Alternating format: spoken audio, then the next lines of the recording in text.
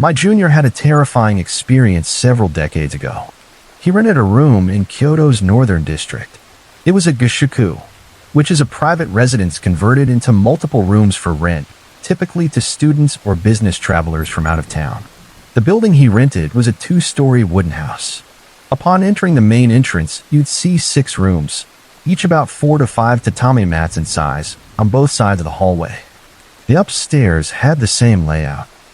Each room was named after a plant, like orchid, maple, or bellflower. The rooms in that house didn't get much natural light, especially the one my junior rented.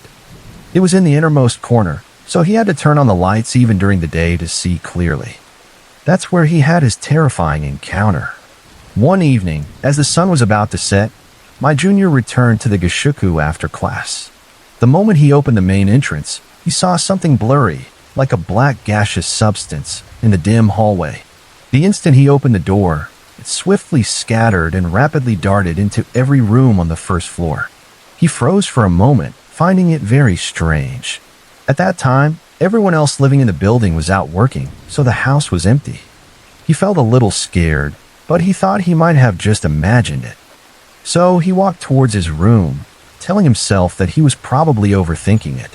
When he reached his room door, he opened it, and the inside was pitch black. He fumbled his way into the room and closed the door. Since he had just come from outside, his eyes hadn't adjusted to the darkness of the room, so he couldn't see anything. Therefore, in the pitch black room, he began to grope around for the light pull cord. After some fumbling, he finally managed to find the cord. However, just as he was about to pull the cord to turn on the light, he felt something in front of him breathe a sound onto his face. He instantly got goosebumps all over his body and felt extremely terrified. In a panic, he immediately pulled the light cord. But when the light came on, he found nothing in the room. My junior said that was the most disgusting and terrifying experience he'd ever had in his life. Even now, he still doesn't know what the black mist in the hallway was, or what blew air onto his face. This is an experience I had when I was working at an old bookstore. When I first started university, I decided to look for a part-time job to ease my family's financial burden. One scorching afternoon, as I was walking around looking for work, I unintentionally found myself in front of an old bookstore with a recruitment notice displayed outside. I'm not a fan of noisy environment, so working in entertainment venues was out of the question for me. Plus, I love reading, so seeing that recruitment notice made me incredibly excited. I thought to myself, if I could work here, I'd have endless books to read, a quiet work environment, and it would even reduce my commute time from where I lived. It truly seemed like an ideal job. So I opened the bookstore's door and went inside. It was a very ordinary bookstore. I told the owner I was interested in the part-time position. After he explained the job duties, we discussed the working hours for a bit, and I was hired.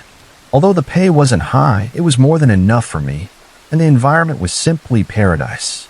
Afterward, the owner asked a senior colleague, who was studying at another university, to show me around and explain the bookstore's operations and environment. This senior had been working at the bookstore for over 2 years. He told me that the work was actually quite relaxed because there weren't many people. Most customers who came to an old bookstore were looking for hidden treasures, and only occasionally would someone come to sell books. As my senior showed me around and explained the bookstore's ecosystem, I noticed a staircase in a corner of the shop. I curiously asked him where it led. He looked at the staircase and told me it went down to the basement, which was a hidden book archive. It wasn't normally open to the public and contained many rare books, including numerous banned ones. However, the owner had instructed us that if we ever needed to go down, we had to go together and never alone. Hearing this, I was a bit puzzled but also very intrigued by the basement book archive. I started working at the bookstore, and after about a month, I was familiar with all the tasks. However, in that entire month, I had never been to the basement. Then, one day, I was on duty with my senior. When there were no customers in the store, I asked him, what kind of books are actually down in the basement? My senior immediately sounded annoyed and said, just banned books, out-of-print books, and some weird handwritten documents or people's old diaries, that's all.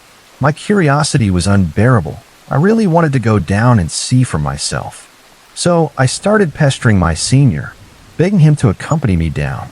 After my relentless pleading, he found me so annoying that he finally agreed to go down to the basement with me. I followed my senior down to the basement. What I saw in the basement was actually a bit shocking because it was much larger than I had imagined, arranged like a library with many bookshelves and a few tables and chairs. My senior gave me a quick tour. Inside, just as he said, there were all sorts of strange books. Under his guidance, we arrived at a particular section. This area was clearly different from the rest because there was a huge sliding bookshelf in front of us. Unlike the other bookshelves, this one was black. My senior said, "Behind this bookshelf is the strangest part of this bookstore." Then he pulled open the sliding bookshelf. The space inside contained neatly arranged bookshelves, even more cramped than the compartments outside. The items within were hardly even books anymore. They were mostly personal diaries, handwritten manuscripts, and some extremely old religious texts and ancient books. As I was engrossed and looking around, my gaze suddenly stopped at one spot. At the very end of my vision, at the bottom of a bookshelf, I saw a file folder lying in the gap underneath, about a third of it sticking out. The gap under the bookshelf was about 2 to 3 centimeters high. I thought to myself that the folder must have accidentally fallen and slid into the gap. I decided to pick it up and give it to my senior. So I walked over, bent down, and reached out my hand. Just as my fingertips were about to touch the folder, it suddenly slid back quickly into the gap with a whoosh. I was startled by this sudden movement. Then I watched as the file folder slowly moved until it completely disappeared under the bookshelf. I thought, what the hell is going on? So I lay down on the floor and peered into the gap at the bottom of the bookshelf. I could see the shadow of the file folder lying in the dark gap. It was hard to see clearly because the bottom of the bookshelf was so dark. I tried to hook the folder with my finger. So I turned my head to the side and used my body to feel, then tried to pinch the file folder with my fingers. When I felt that I had completely gripped the file folder, I looked back into the bottom gap. The moment I turned my head, I saw a large white eye staring back at me from the gap between the bookshelf and the floor behind the file folder. In an instant, I quickly pulled my hand back, screaming in fright. My senior heard my pig-like scream and immediately rushed over. He asked me what had happened. I told him there was a file folder down there, and something weird was underneath it. My senior came over, lay down, took a look, and then slowly pulled the file folder out with his finger. When the file folder was pulled out, both of us were stunned. The folder was wrapped in some wet, sticky hair and was emitting a strange odor. Both my senior and I found it incredibly creepy and disgusting. We both took the file folder and quickly fled the basement. Later, at the counter, after we cleaned the file folder, we opened it to see what was inside. It contained dozens of papers, all random drawings on A4 paper. Each drawing had the same style and similar content, depicting a person with only one eye, gender unknown. The entire paper, except for the eye, was filled with black hair-like substance. After seeing those drawings, both my senior and I felt disgusted. Tucked inside, there was also a note. It read, "I see him every day. He's in the gap. His hair is spilling out. He tries everything to make me notice him because he wants to use me to escape the gap. His hair is almost spilling out. He's about to escape." From the shaky, crooked handwriting on the note, my senior and I could feel that the author of this file folder was terrified, writing that content with trembling hands, which left us feeling both scared and confused. After reading that note, my senior and I nervously and quickly put the file folder back in the basement. After that, I never dared to go down to that basement casually again. In the following days, my senior, the new junior, and I occasionally had to go down to the basement for work, but several times when we went down, we saw that same file folder lying at the bottom of different bookshelves. However, none of us dared to pick it up. My senior also told me that he had actually heard from former colleagues who had left that some books and files in the basement were strange, and once you touched them, it was hard to get rid of them. Some people who resigned did so because they encountered something after touching them and were scared away. My senior didn't specify what they encountered, but I probably understand what it was. Because recently, I've started seeing hallucinations of hair spilling out. For example, when I try to charge my phone, I see hair emerging from the charging port's gap. And when I walk with my head down, I see an eye and a mass of black hair wriggling in the gaps of street drains, accompanied by a deep voice saying, "I'm about to escape the gap." The hair is already spilling out. This is a story from my childhood, during the summer holidays. My hometown was nestled in a mountain village, where the primary sources of income were tourism and the timber business. My grandfather ran his own timber company and owned a small forest, so before my family moved to the big city, many of my childhood friends' families were also in the same industry. During the summer, besides playing with my village friends, I often went with my grandfather to inspect the forest on the mountain. Sometimes outsiders would come into the mountains to damage trees or do other bad things, so we had to patrol. One day, my grandfather and I were patrolling the forest as usual. We walked into the woods, and my grandfather explained different things about trees to me as we went. Before we knew it, we had finished inspecting the small area that belonged to our family's forest. So we decided to follow the path back down the mountain. However, shortly after we started descending, a fog began to roll in. My grandfather, looking a little tense, pulled out a flashlight, and we slowly continued through the fog. After walking for a while, we came to a fork in the road. My grandfather and I stopped to rest and drink some water. Since the fog didn't seem to be dissipating, my grandfather spoke up. "Although the fog isn't too thick, it's still a bit dangerous to keep going in it. There's a small shack on the other side of the fork. Let's wait there until the fog clears." I agreed with this decision, so after we finished our water, we took the fork and headed towards the shack. But we had barely entered the fork when my grandfather and I heard a sound moving towards us from ahead. My grandfather immediately stopped and told me to stand behind him and not move. I quickly hid behind my grandfather, clutching his clothes, and stared towards the sound. In the thin fog, I saw a shadow in the distance on the path, slowly approaching us. Then, after it came a short distance closer, it stopped moving. My grandfather and I couldn't make out who or what it was. We didn't even know if it was a man or a woman. At that moment, I thought to myself, would anyone really be on a mountain alone in this kind of weather? Just then, my grandfather shouted loudly to the figure, "Excuse me, this is private land.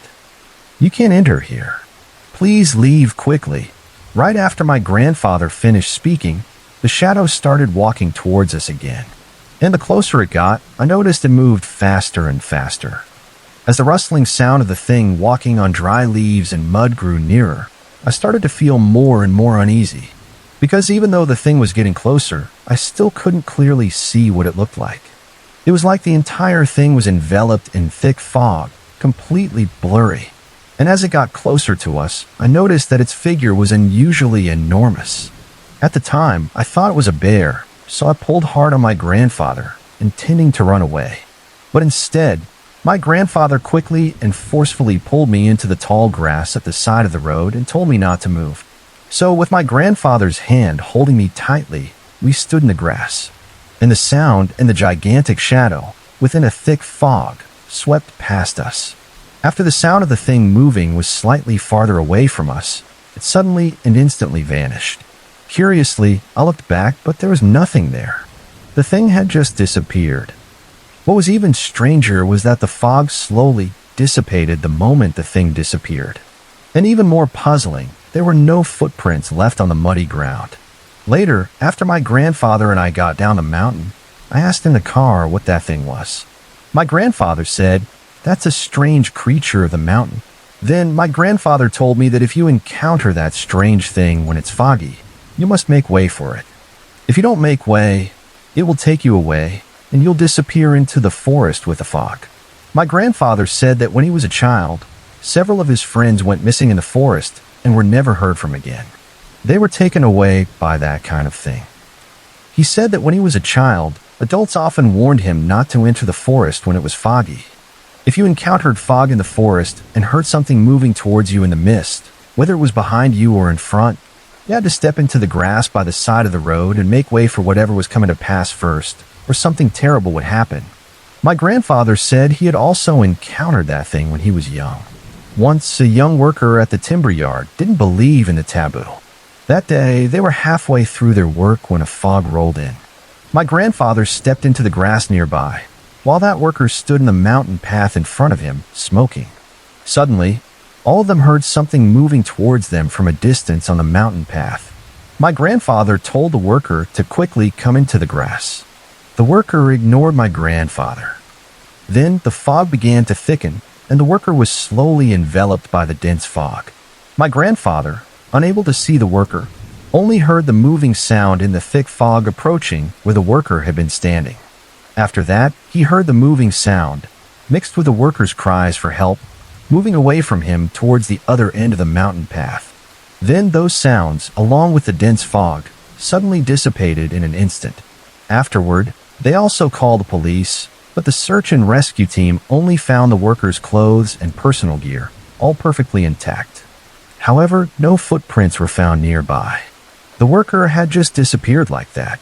After listening to my grandfather's story, I felt very uneasy, but I was also very lucky that neither my grandfather nor I had an accident during that encounter. Looking back on that experience now, I still remember the thing's unusually tall figure, at least 3 meters or more. Although I don't know what that thing was, nor why it takes people away, I think perhaps that thing was also patrolling the mountain. Maybe it was protecting the mountain it inhabited from human intrusion and destruction. This happened about a year ago. Due to work, I moved from Saitama Prefecture to Kanagawa. I found an apartment that looked pretty good, and the rent wasn't cheap. The only flaw was that the camera outside the doorbell was broken. So if someone rang the doorbell, you could only hear the sound, and the indoor screen just showed a black image. You couldn't see who was outside. However, the real estate agent told me that they didn't bother fixing it because it would break again soon after being repaired. Because of this, the apartment came with no key money and no deposit as compensation. Honestly, for me, saving money was more important than fixing something like that, so I didn't care. On my very first day of moving in, I met my next-door neighbor. She was a beautiful woman. She looked at me and the moving company staff with a disgusted expression. I politely greeted her. Her disgusted face immediately transformed into a friendly expression, and she exchanged a few pleasantries with me. After we introduced ourselves, she went into her apartment. About a week or so after I moved in, I ran into the woman next door again, one morning on a day off when I was heading to the convenience store to buy coffee. I greeted her, and we took the elevator down together. We chatted a bit in the elevator. From that conversation, I learned that she also moved here from out of town, but she had been living in this apartment building for 5 years. I was a bit curious why she had looked at me and the movers with that expression initially, so I boldly told her my thoughts and asked if we had disturbed her. She told me, a bit apologetically, that it wasn't my fault. She just vaguely said, "It's not that I have a bad impression of you. It's just troublesome to explain. Anyway, you'll understand in a while." Afterward, she proactively exchanged contact information with me, saying that since we were neighbors, we could help each other out if needed. After that, I lived in that apartment without encountering any strange issues. However, about 2 months after I moved in, I gradually started having trouble falling asleep at night. I don't know why, but even though I was exhausted from work during the day, I would always toss and turn in bed at night. Because I couldn't sleep, I usually scrolled on my phone until I eventually fell asleep. The day it happened was the same situation. I couldn't sleep at night, so I lay in my dark room, scrolling through Twitter. Before I knew it, it was past 1 a.m. Usually, I'd naturally fall asleep around midnight, but unusually, I was still wide awake. I thought, I have to work tomorrow. It'll be terrible if I don't sleep. So I closed my eyes, intending to force myself to sleep. I lay there for about 15 minutes, but still no sign of sleepiness. I thought I might as well go to the convenience store and buy some alcohol to drink myself to sleep. So I got up and changed my clothes. As I walked to the entrance and stood in front of the door, an indescribable feeling suddenly washed over me. For some reason, I got goosebumps all over my body, and I felt a sense of aversion towards the outside of the door. I absolutely didn't want to step out. My intuition told me, don't go out. There seems to be something out there. I found this intuition and physical reaction very strange. At that moment, I was gripped by a feeling of fear, So I quickly left the entrance, retreated to my bed, and hid under my blanket. Just as I was hiding under my blanket, looking for my phone, the doorbell suddenly rang. I immediately sat up and walked to the hallway to look at the entrance. I planned to check through the door crack to see if there was any light in the hallway outside, because the apartment hallway had sensors, and the lights would automatically turn on if someone was there. Strangely, when I looked out through the door crack, it was pitch black. I thought, there must be some unknown entity waiting out there in the hallway. I started to get nervous. Because it was so terrifying, I didn't dare to move. After a period of silence, the doorbell didn't ring again. I thought everything was okay. So I slowly walked towards the entrance, intending to look outside through the peephole on the door. Just as I reached the entrance and was about to look out the peephole, my phone rang. The moment I picked up my phone to check it, the doorbell suddenly started ringing again, and it was ringing repeatedly and urgently. In an instant, I stumbled and scrambled back to my bed, hiding under my blanket, so scared that I almost cried. I hid under the blanket and looked at my phone. It was a message from my next-door neighbor. The message read, "Do not open the door under any circumstances."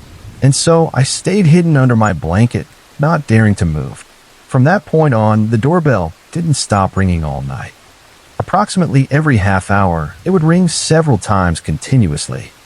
However, because of this, the initial fear, I don't know when, gradually turned into a habit. Instead, I became a little angry about being disturbed by an unknown entity in the middle of the night. So I even had the urge to kick open the door and run into the hallway to yell. But thinking calmly, that thing probably wanted me to open the door, which is why it was doing that.